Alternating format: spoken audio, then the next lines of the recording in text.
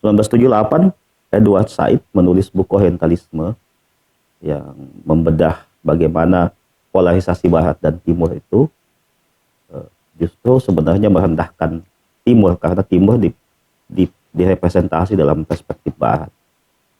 Ya, kita ini kadang seolah-olah dunia ini memang dibagi antara dunia Timur dan dunia Barat.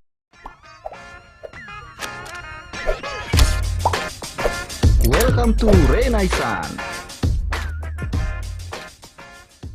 Bismillahirrahmanirrahim. Assalamualaikum warahmatullahi wabarakatuh, Sobat Renaissance. Ya, jumpa lagi di sini bersama Pak Mardi Adi Amin. Apa ya? Dosen sastra Prancis tapi ahli filsafat. Wakil dekan bidang akademik di Fakultas Ilmu Budaya. Ya, pendidikan beliau unik lah. S2 filsafat, S1 sastra Prancis di Unhas, S2 filsafat UI dan S3 filsafat Islam di UIN Alauddin. Kali ini kita akan membincang perjumpaan Timur dan Barat. 1978, Edward Said menulis buku Orientalisme yang membedah bagaimana polarisasi Barat dan Timur itu justru sebenarnya merendahkan Timur, karena Timur direpresentasi dalam perspektif Barat. Ya, kita ini kadang seolah-olah dunia ini memang dibagi antara dunia Timur dan dunia Barat. Ketika orang dari Eropa datang, kita sebut dia orang Barat. Ketika orang Asia datang ke benua Eropa atau Amerika, ya disebut orang Timur. Nah, Pak Mardi, sejak kapan sih sebenarnya ada imaji yang memilah dunia ini menjadi Barat dan Timur? Iya. Gimana akarnya itu? Ya, ini pertanyaan yang susah sebetulnya nih, Ya. Pak Samara ya. Tapi dari perspektif sejarah kebudayaan Barat itu sebetulnya kan pertemuan dua bagian dunia besar ini kan sudah berulang kali ya. Ya. Misalnya ketika Attila atau Genghis Khan itu ke arah Eropa ya, arah Prancis itu jalur sutra segala macam itu kan mereka sudah sampai di Barat gitu ya. Jadi tanah-tanah Romawi dulu pernah diserang oleh bangsa Huns. Bangsa Huns. Huns itu dari mana? Huns itu Mongolia. Oh, Mongolia. Mongolia ya. Kira-kira abad berapa itu Pak Tabet? Huns itu tidak jauh dari kelahiran Yesus Kristus, satu Masehi. Awal ya. Masehi ya. Awal Masehi kira-kira ya. Jadi ini tidak terlepas dari migrasi manusia untuk mencapai tanah-tanah harapan gitu ya. Jadi itu yang membuat migrasi besar-besaran. Ya, sehingga bangsa Huns itu sampai ke Eropa. Juga bangsa-bangsa Eropa itu ke arah timur ya, misalnya zaman Julius Caesar gitu. Zaman dinasti Charlemagne itu abad-abad 6 atau 7 Masehi. Dinasti Charlemagne. Ya. Sejaman dengan Nabi Muhammad itu. Sejaman dengan Nabi Muhammad. Ya. Jadi dunia itu dibelah menjadi dua. Jadi pertanyaan itu mungkin terkait juga dengan penyebaran agama barangkali ya. Ya. Jadi kita Semakin tahu tajam itu ya pemilahan itu. Iya, kita tahu bahwa semua agama samawi itu lahir di Timur Tengah.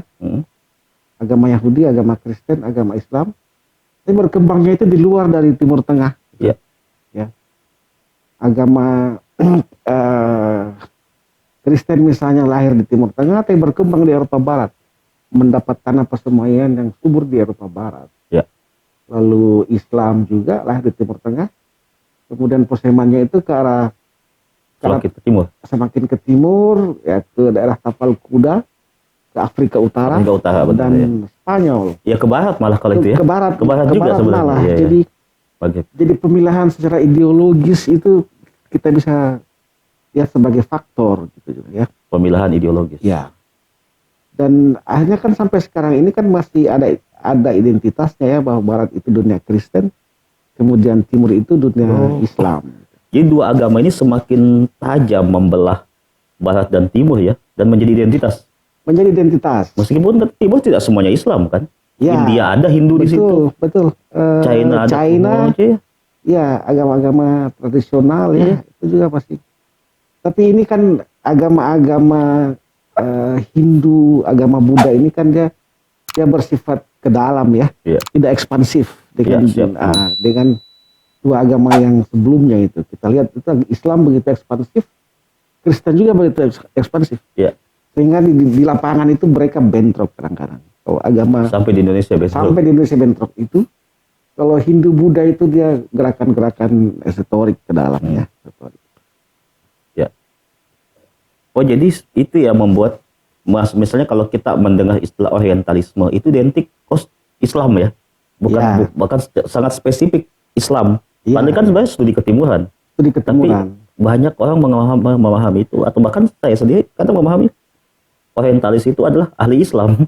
Iya. Ya, bukan. Iya. Betul. Jadi di Barat itu kan banyak orientalis.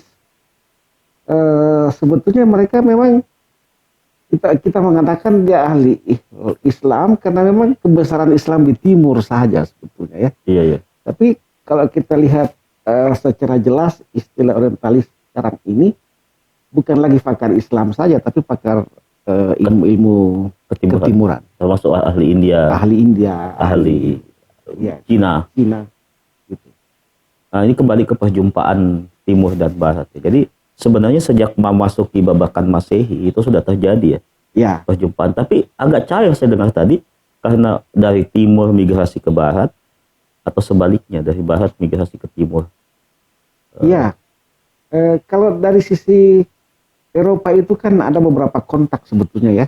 Ya. Misalnya ada Huns itu awal Masehi, kemudian ya Pak Sabara tahu juga itu ada perang salib ya. Oke. Perang salib itu sampai 8 gelombang. Iya, iya. Jadi Paus di Eropa itu Ya. mendeklarasikan perang besar untuk membebaskan Palestina. Iya.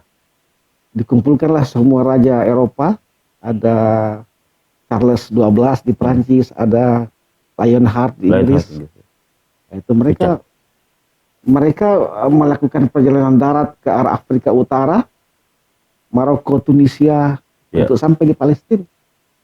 Lalu Palestina juga itu dikuasai oleh Islam. Tapi akibat yang paling penting dari pertemuan kedua peradaban ini adalah Barat misalnya mengenal minyak zaitun, mengenal permadani, dan seterusnya. Katanya juga sampai mengenal mandi. Iya, itu dia. Karena waktu itu memang Barat masih masuk ke dalam abad kegelapan itu. Iya, iya, iya. Jadi kita kaget bahwa bangsa Viking itu di daerah Nordik, Ya. di daerah Prancis Utara ke sana itu ditemukan medali-medali emas yang bertuliskan Allah dan Muhammad. Itu Ya. sebagai bukti dari kontak peradaban Timur dan Barat itu. Iya, iya. Ya. Kontak ini lebih banyak perseteruan ya dibandingkan hubungan yang konflik atau hubungan yang romantis sebenarnya lebih banyak Dalam sejarahnya itu lebih banyak perseteruan. Perseteruan karena Pak Sabara tahu ketika dinasti Umayyah Abbasiyah berkuasa di katakanlah di Timur Tengah ya. Iya, iya.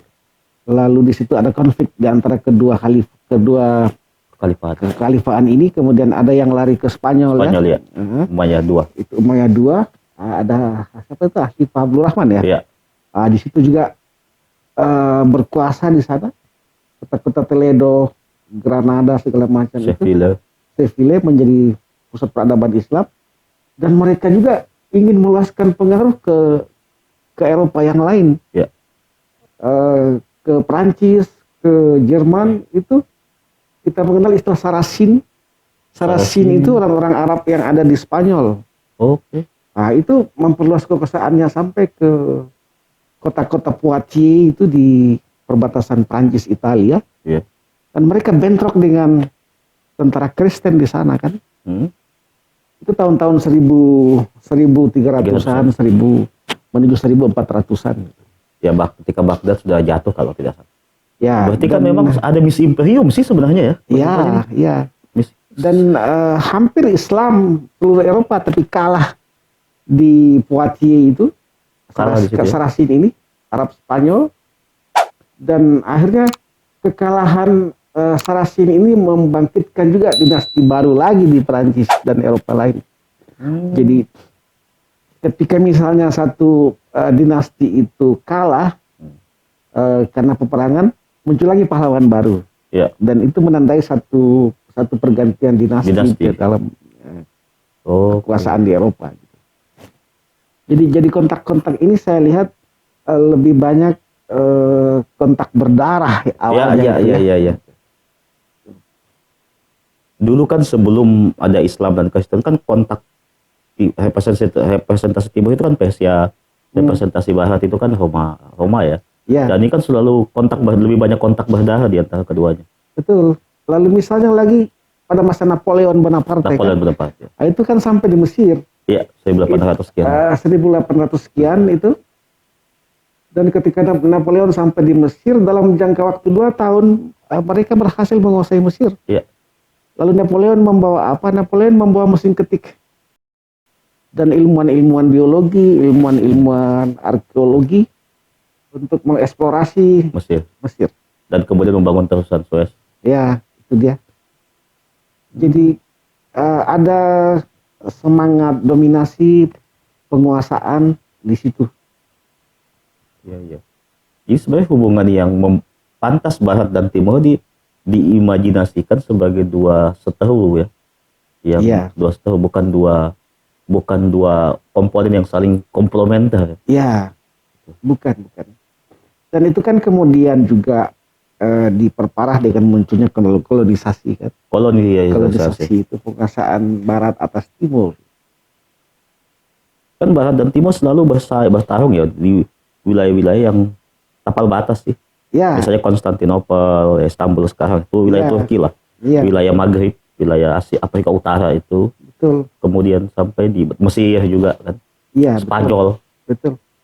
Ini kan selalu wilayah-wilayah yang di mana perjumpaan itu syarat dengan konflik. Belakangan kolonisasi Barat diawali dengan penjelajahan samudranya Spanyol dan Portugis ya, kemudian diikuti oleh bangsa-bangsa yang lain, berhasil mengkolonisasi hampir semua Asia Afrika. Iya betul. Nah itu gimana? Akhirnya Timur itu posisinya semakin inferior, semakin jatuh lah, semakin terdominasi oleh Barat. Kira-kira begitu ya, Pak Mahdi? Dan jangan lupa bahwa konflik Barat Timur itu sama-sama mengklaim atas dasar perang suci. Nah ini itu dia, misalnya perang salib. Perang salib itu juga diklaim pembebasan Palestina. Iya. Dan itu perang suci. Ya karena Palestina kan diklaim oleh Kristen, Yahudi, dan Islam juga. Iya. Jadi ya satu mengklaim perang suci, yang satu ya jihad kan. Yang satu jihad. Ya. Satu jihad. Jadi dalam sejarah itu Raja Louis XII itu tidak pernah sampai ke Palestina karena dia meninggal di Tunisia. Jadi luar biasa usaha mereka untuk sampai hajanya turun tangan ya. Turun tangan. Memimpin pasukan. Luar biasa jadi itu berkuasanya Paus. Jadi seorang raja tidak mungkin dilantik menjadi raja kalau tidak ada sakramen dari Paus. Ya. Jadi makanya itu ada satu masa tongkat-tongkat raja-raja di Eropa itu bengkok ujungnya itu karena mereka tunduk kepada Paus. Di Roma. Ini yang juga nanti kemudian memunculkan gelombang raja-raja itu mendukung gerakan Protestanisme kan? Iya, itu dia. Jadi hubungan mesra antara raja-raja dan Paus di Roma itu hubungan yang sudah sejak lama ada. Jadi tidak sekarang misalnya. Jadi tapi kemudian kalau kita lihat ini kan semacam ronde tinju ya, jadi berapa ronde mereka bertarung, berapa ronde mereka berdamai, tapi akhirnya kan kembali kepada science is power itu ya. Jadi siapa yang menguasai teknologi itu yang menguasai dunia. Ya kan kemudian Barat menguasai panggung dunia karena menguasai teknologi. Ya. Menguasai ekonomi politik global. Ya. Timur semakin terdominasi ya. Iya. Semakin inferior ya, karena kolonisasi. Tapi tadi saya menarik Pak Mahdi, spirit agama. Ya. Apakah sampai sekarang masih itu berlaku?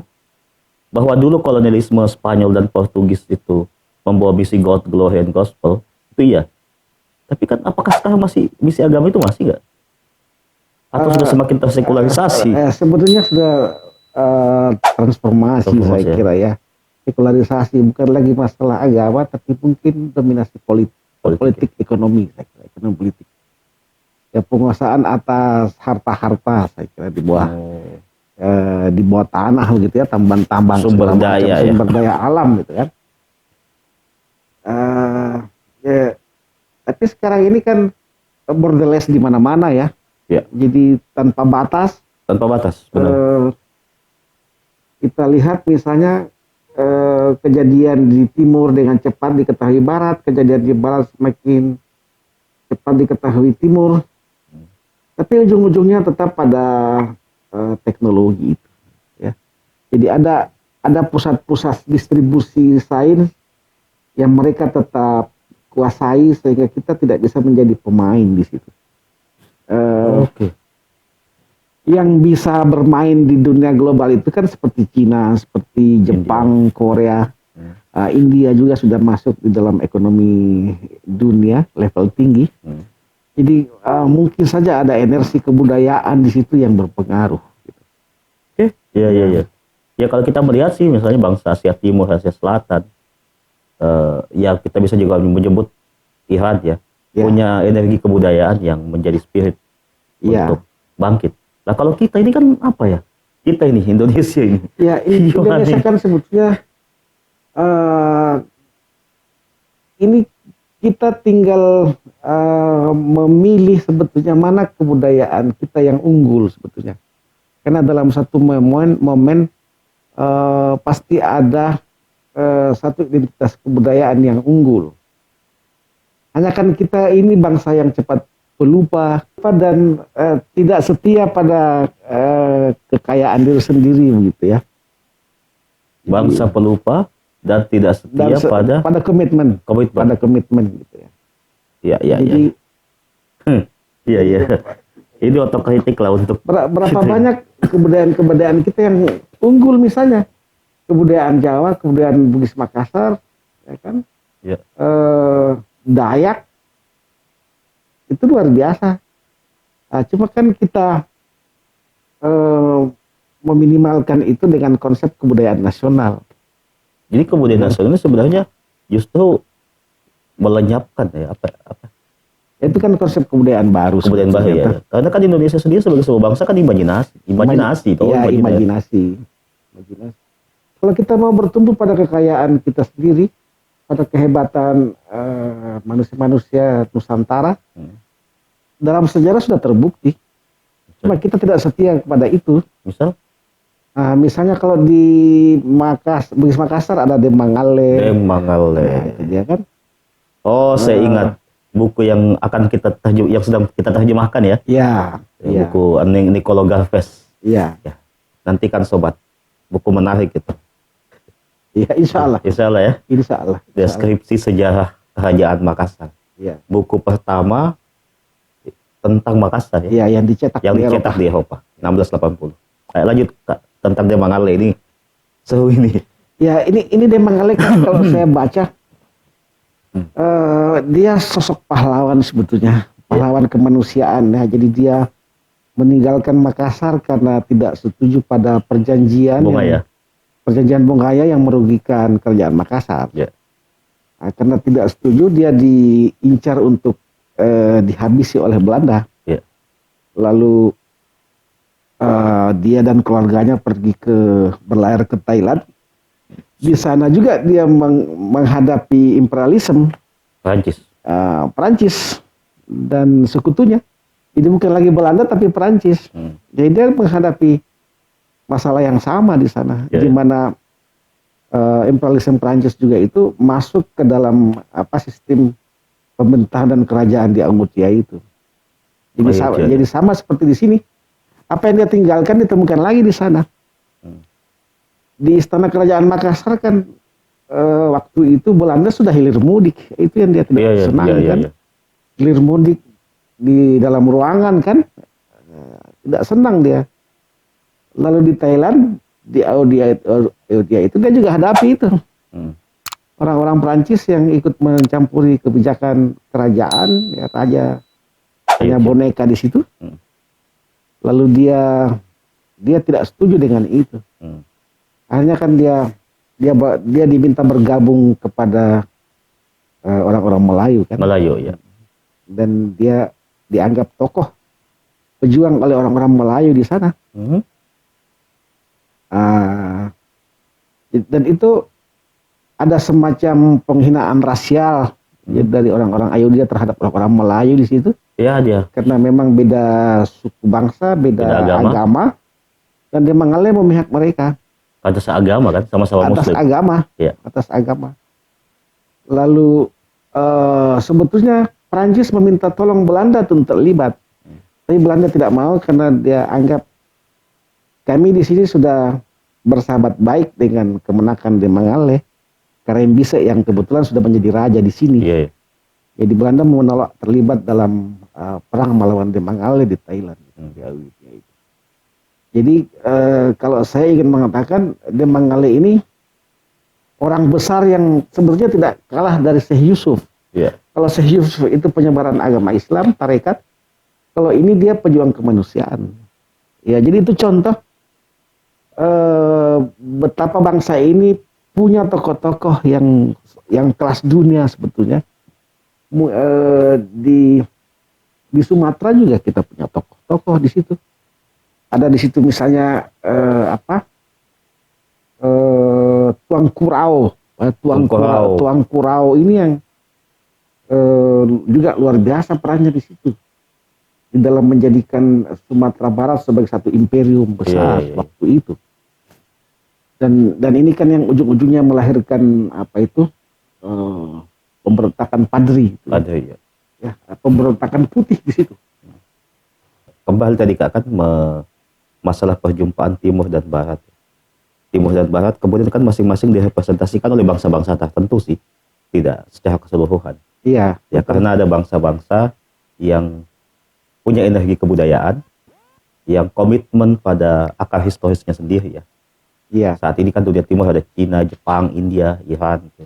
Coba untuk bangkit menyaingi dunia Barat. Kalau saya tangkap dari apa yang Abah dibilang, energi kebudayaan. Nah, kelemahan kita lupa dan tidak komitmen. Jadi salah satu ilustrasi tentang Deng Mangale. Nah, mestinya gimana sih sebenarnya? Kalau kita ini bangsa Indonesia yang ingin juga terlibat dalam kancah pertarungan Timur dan Barat, pertarungan global ini. Saya mengingat restorasi Meiji itu. Oh Jepang ya. Ya itu kan Shogun. Mereka mengurung diri dulu, memperkuat ke dalam. Ya. Sebelum membuka kontak dengan dunia luar. Iya. Dan Barat juga begitu sebetulnya. Jadi Barat itu membiarkan dirinya terbuka dulu, kemudian menyerap semua kekayaan dari luar, baru dia olah sendiri. Kalau Jepang sebaliknya ya, tutup dulu, ya, perkuat ke dalam, kemudian keluar. Ya, kalau misalnya di katakanlah kasus Perancis ya, Perancis itu kan juga wilayah-wilayah subur. Jadi ada 3 atau 4 bangsa penyerbu masuk ke sana, ke tanah-tanah Galia itu. Misalnya tadi ada bangsa Hurs, ada bangsa Romawi, bangsa Jermanik. Itu datang semua ke sana menyerbu. Kemudian itu diramu sehingga kebudayaan itu menjadi kebudayaan yang beradaptasi. Jadi ada istilah kebudayaan Gallo-Roman, kebudayaan bangsa-bangsa Galia bercampur dengan kebudayaan bangsa-bangsa Romawi. Ya, termasuk kebudayaan Jerman itu mereka serap semua. Akhirnya itu kan menjadi beragam suku bangsa juga di situ, beragam bahasa. Itu diolah menjadi sumber kekuatan untuk maju. Gitu. Nah kalau kita kan tidak ada konsolidasi keberagaman budaya itu sebetulnya karena kita paham. Malah kita saling konfrontir ya. Kalau di Eropa terjadi konsolidasi antar kebudayaan yang sejatinya juga ya multikultur. multikultur dan Iya, iya, potensi iya. untuk konflik juga, tapi Iya, iya, paham. waktu itu ada satu kekuatan yang sentralistik sebetulnya yang bisa Di mana? mendamaikan itu di Eropa. Paus. Paus dan raja-raja yang jadi di situ kelihatan sekali bahwa agama ini menjadi sumber kekuatan untuk bersatu sebetulnya Iya, iya. di Eropa itu. Waktu itu. Oke. Ya, jadi ada raja, kemudian raja ini merupakan pengawal dari paus, dan mereka kemudian bersanding untuk menyebarkan agama sekaligus kebudayaan. Kan satu milenium lebih Eropa kan berada dalam suasana homogen. Ya, Yang ada cuma Kristen. ya, Kalaupun ada enklav Yahudi itu kan belakangan. belakangan. Iya. Dan itu ya tidak mengganggu hegemoni homogenitas Eropa kan waktu itu. Iya, Nah, bagaimana kita yang sejatinya sudah multikultur ini? Secara multi agama. sebetulnya kita punya segala macam potensi untuk bisa berkembang sebetulnya. Multi etnis, multi agama, Itu kekuatan justru. itu ya. kekuatan sebetulnya. Jadi saya ingat itu ada deskripsi, ini kita adalah sebuah kapal selam, Iya, kapal induk yang Iya. masih ada di pelabuhan sebetulnya, iya, iya. yang kapan bergerak maka akan menguasai dunia. Hanya masalahnya ini kita kapal induk yang belum jadi-jadi, Iya, iya, iya. gitu ya. Jadi, nah Eropa kan sudah selesai semuanya. Itu juga perlu dikaitkan dengan terjadinya revolusi sosial dan revolusi industri di sana kan. Iya, iya, iya. Jadi kalau kita lihat kan revolusi sosial duluan kan, Iya. di mana-mana ada, katakanlah revolusi Perancis itu kan 1789. 49. Iya. Nah, akibat revolusi itu kan hidup egalitarian terjadi di mana-mana. Iya. Tidak ada lagi kelas sosial, justru yang maju itu adalah yang punya inovasi, yang punya kreativitas, Iya. Yang Iya. punya faktor sumber produksi. sumber produksi Menurut- istilahnya ya. Jadi Kalau pakai istilah Marx. ya, dan setelah itu kemudian kita bisa baca bahwa revolusi industri yang terjadi. terjadi. Nah, Oh, gitu. revolusi sosial dulu, tapi kan tidak lama berselang. Tidak Eh, lama kalau tidak salah. kurang lebih 1 abad itu. 1800-an ada revolusi industri. Iya, 1800 sama 1700-an kan. Iya, iya, iya. Ya, 1789. Jadi Iya, kira-kira Prancis. setengah abad kira-kira. Iya, iya, iya. Jadi maknanya apa? Revolusi sosial ini sangat penting untuk membuat kehidupan lebih egalitarian gitu ya. Tanpa kelas sosial. Oke. Ya, jadi ini kan kelas sosial ini kan yang menghambat satu kemajuan sebetulnya. Oh gitu ya. Iya. Jadi nah itu dialami oleh Barat. Jadi selesai dulu revolusi sosial yang membuat kehidupan itu lebih egalitarian. Kemudian bisa dimaklumi setelah itu muncul sumber-sumber produksi yang lebih terbuka, dan muncullah revolusi industri. Sebelum revolusi sosial kan revolusi pemikiran dulu toh. Renaissance. Iya, iya. Beberapa abad sebelumnya sebagai prakondisi revolusi Iya, sosial. iya. Dan itu peran dari cendekiawan dan Para filosofi. filosof itu luar biasa untuk Ya kan, memicu revolusi mengenal sosial. konsep egalitarisme, keadilan, demokrasi dan lain sebagainya kan didahului oleh revolusi pemikiran filsafat ya. Iya, itu dia. Dan setelah itu kan revolusi sains dan masuklah di teknologi. Oh, jadi Indonesia sebenarnya kita ini sebenarnya ketinggalan beberapa langkah ya. 1 abad, Satu abad. Ya. 1 abad. Ada beberapa tahapan yang kita belum lalui kan. Iya, Misalnya jadi- revolusi pemikiran saja kan kita belum. Iya, jadi sebetulnya sekatan-sekatan sosial itu belum selesai kita ini. Sekatan-sekatan Ya, jadi sosial. bagaimana bisa maju karena semua potensi itu tidak dibiarkan tumbuh berkembang gitu. Jadi kelas Sekatan sosial gimana maksudnya itu? jadi stratifikasi sosial itu sangat kuat di sini membelenggu kan. Oke. Jadi orang-orang yang dari kelas bawah misalnya itu tidak terlalu diberi kekuasaan untuk kebebasan untuk berkembang kan gitu. Di situ masalahnya. Sekat-sekat sosial. Nah, jadi kita lihat Sekat-sekat budaya juga mungkin. ya sekat-sekat budaya. Kita lihat misalnya kalangan-kalangan aristokrat itu bermetamorfosis kan. Ya. Gitu. Iya, iya, iya. Iya, ya. Mereka yang menguasai sumber-sumber ekonomi. Iya, Gitu. benar. Iya, coba deh. Iya benar. Jadi akhirnya menjelma menjadi oligarki dibilang Oligarki baru. baru ya. Oligarki baru. Gitu. Nah ini kan sebenarnya hal yang sudah harus diselesaikan lebih dulu kan? Ya, Untuk Pak, ya betul. Jadi pandang fathers kita kan sudah mengakui itu sebetulnya, tah. Iya, Tapi dalam perjalanan bangsa ini itu kan selalu ada kejatuhan-kejatuhan yang tidak bisa diperkirakan gitu iya, kan. iya. Jadi suksesi pada bangsa ini tidak pernah dirancang dengan benar. Gitu. Kepemimpinan nasionalnya itu dalam istilah Hegel itu perjalanan kebudayaan satu bangsa itu lebih ditandai oleh rasa sakit dulu. Jadi coba lihat kejatuhan presiden kita itu selalu menjadi penyebab adanya pemerintahan baru misalnya ya, bukan dirancang dengan baik. Iya. Akhirnya tanpa rancangan sih. Tanpa rancangan. Tanpa master plan yang jelas. Iya, di Soekarno jatuh, Soeharto jatuh, Gus Dur jatuh. Iya. Tanpa desain, tanpa set plan yang jelas, ini mau kemana gitu. Iya. Dan itu kan sebagai prasyarat untuk kita ikut masuk berkompetisi dalam kancah global ya. Iya. Setidaknya ikut ramai lah dalam perjumpaan timur dan barat ini. Iya. Terakhir nih Pak Mahdi, ini memang imaji dunia yang dibelah timur dan barat nggak akan selesai atau akan begini terus ya? Kalau kita lihat ucapan-ucapan para pengamat global ini kan, mereka mengatakan akan tercipta satu dunia yang sama, yang homogen ya.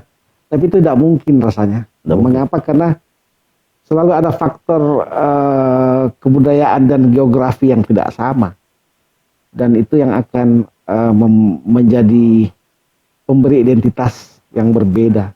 Ini semacam keniscayaan sejarah gitu. Ya, semacam keniscayaan sejarah. Bisa nggak saya katakan begini, Barat sebenarnya lebih unggul karena berhasil terkonsolidasi dalam agama, dalam budaya, sehingga menjadi terkesan terlihat ya, menjadi satu identitas. Ketika kita bayangkan Barat, ya kita bayangkan orang Barat yang beragama Kristen. Nah, kalau kita bayangkan Timur itu kan justru sangat heterogen, agama maupun budaya etnis gitu. Nah, kira-kira ini perlu nggak? Ini keunggulan nggak sih sebenarnya bagi bangsa Timur dengan heterogenitasnya? Keunggulan ya, sebetulnya tidak bisa dikatakan bahwa Barat itu unggul, Timur itu unggul, karena sebetulnya kita punya potensi untuk sama-sama maju sebetulnya ya, sama-sama maju. Hanya dengan spirit perdamaian yang lebih makro misalnya ya. Kita lihat misalnya budaya sumpit di Timur itu sangat diapresiasi oleh Barat. Jadi kita tinggal memperbesarnya ini, bahwa kita juga sebetulnya unggul dari mereka. Jadi istilah unggul ini kita disinilah masalahnya, karena kita tidak pernah bisa mengakui kehebatan kita di hadapan mereka. Padahal kalau kita lihat kita unggul. Tidak pede ya. Tidak pede, jadi masih ada mental bangsa terjajah itu kan. Mental Inlander masih kuat. Iya. Jadi saya kembali itu soal sumpit itu kan luar biasa, itu pengaruhnya ke dunia Barat. Iya. Padahal makan itu dari Timur, ya makan pakai sumpit. Jadi kita tinggal memperbesar, apalagi kira-kira yang bisa kita.